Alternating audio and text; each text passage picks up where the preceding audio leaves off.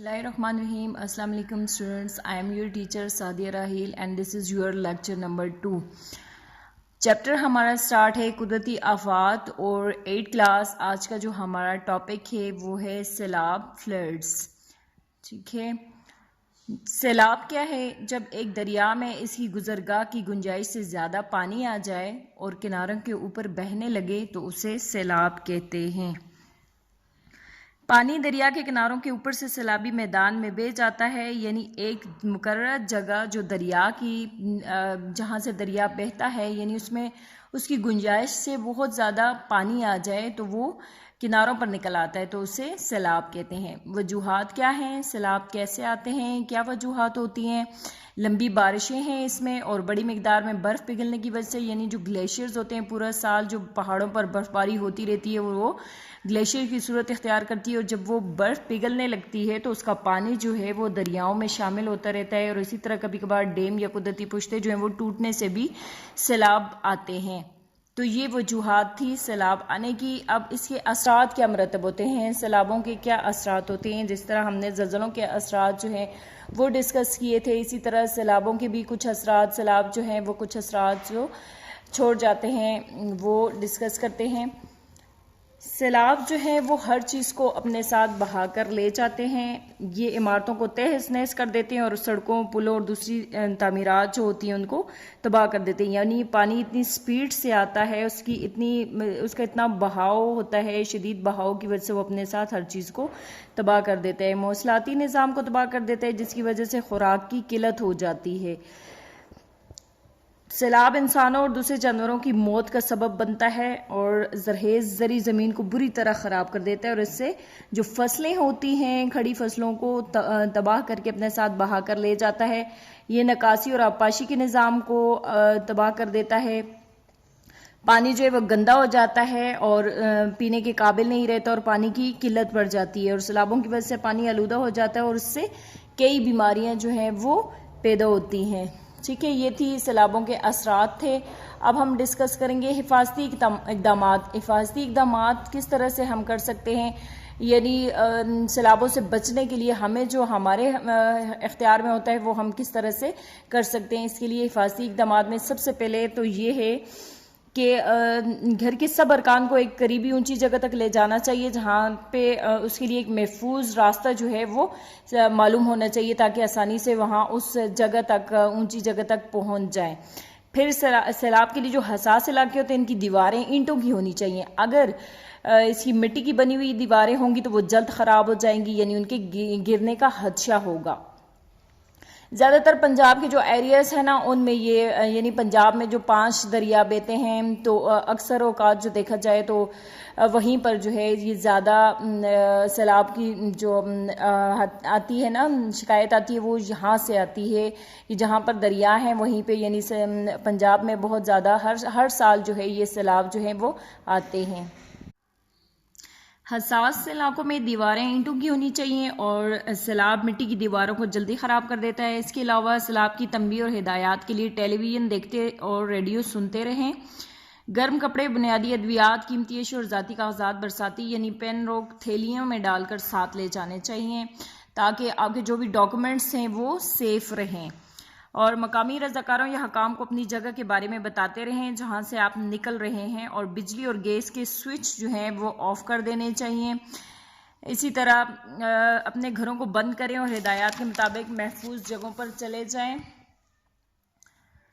बच्चों को सैलाबी पानी में खेलने से रोकें और जिस खुराक को सैलाबी पानी लग गया उसे खाने से गुरेज करना चाहिए क्योंकि वो आलूदा हो जाता है और उसमें बीमारियां बढ़ने का खदशा ज़्यादा होता है। पीने के लिए उबला हुआ और साफ़ पानी इस्तेमाल करना चाहिए। सांपों से मोहतात रहना चाहिए क्योंकि सैलाबों के बाद जो होता है ना, सांप बहुत ज़्यादा इधर उधर निकलने लग जाते हैं, तो उससे मोहतात रहना चाहिए और नल का पानी जो है वो बराह रास्त इस्तेमाल नहीं करना चाहिए और सैलाबी पानी में जाने से गुरेज करें। अगर जाना ज़रूरी हो तो मुनासिब हिफाजती इक़दामात उठाकर जाएं।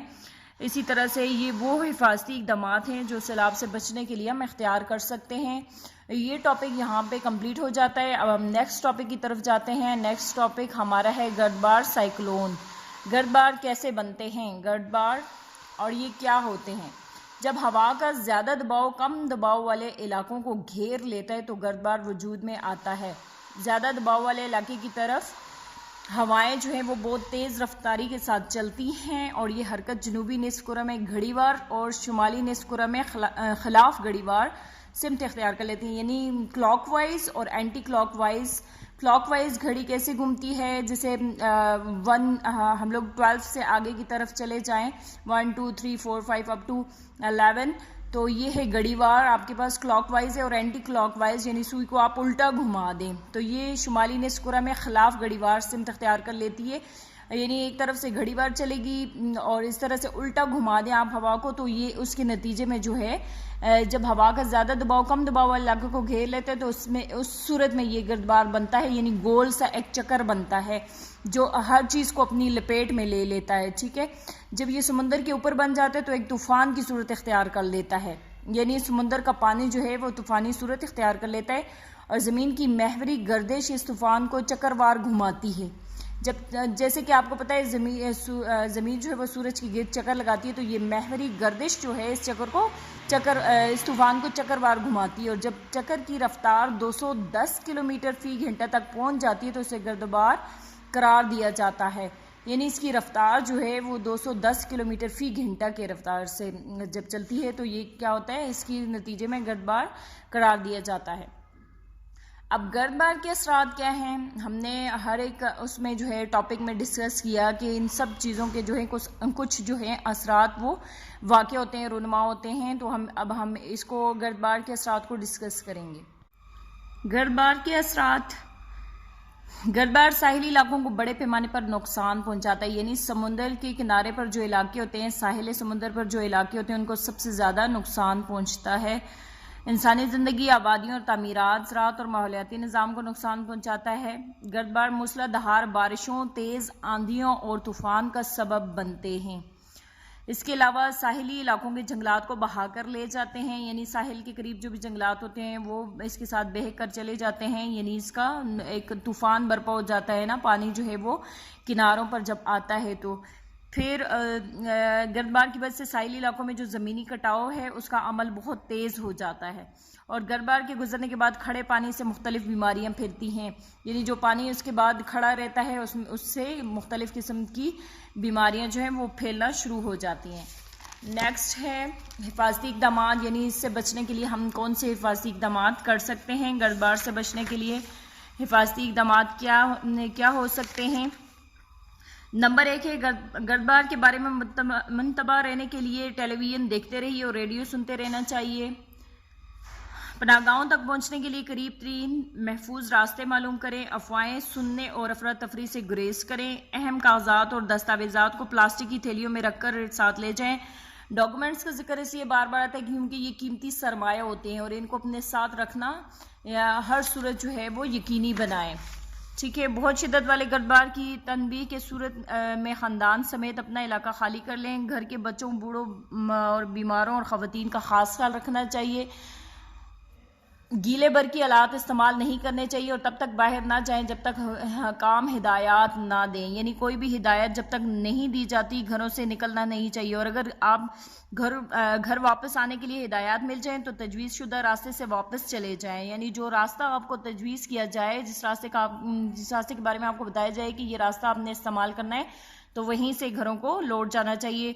यहाँ पर भी एक चीज़ बताई गई है कि सांपों से मुहतात रहें और छड़ी के साथ लाजमी रखें, यानी जो भी ऐसी हंगामी सूरत हाल पैदा होती हैं सैलाब के बाद या गर्दबार के बाद, तो पानी जो है उसमें बहुत ज़्यादा जो है इर्द गिर्द के इलाकों में आपको सांप दिखाई देते हैं, तो उनसे हर सूरत जो है वो हिफाजती तदबीर इख्तियार करनी चाहिए।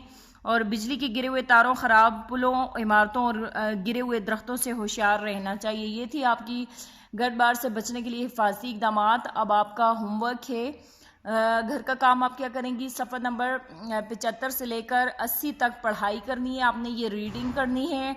और पिछले टास्क में भी मैंने आपको स्टार्ट से लेके यहाँ 75 पेज तक जो है रीडिंग दी थी, वहाँ से आगे आप लोगों ने लाजमी रीडिंग करनी है और जो भी मुश्किलात हैं उनको डिस्कस करना है और इसको समझना है। ठीक है, अपना ख्याल रखिएगा स्टूडेंट्स, अल्लाह हाफिज़।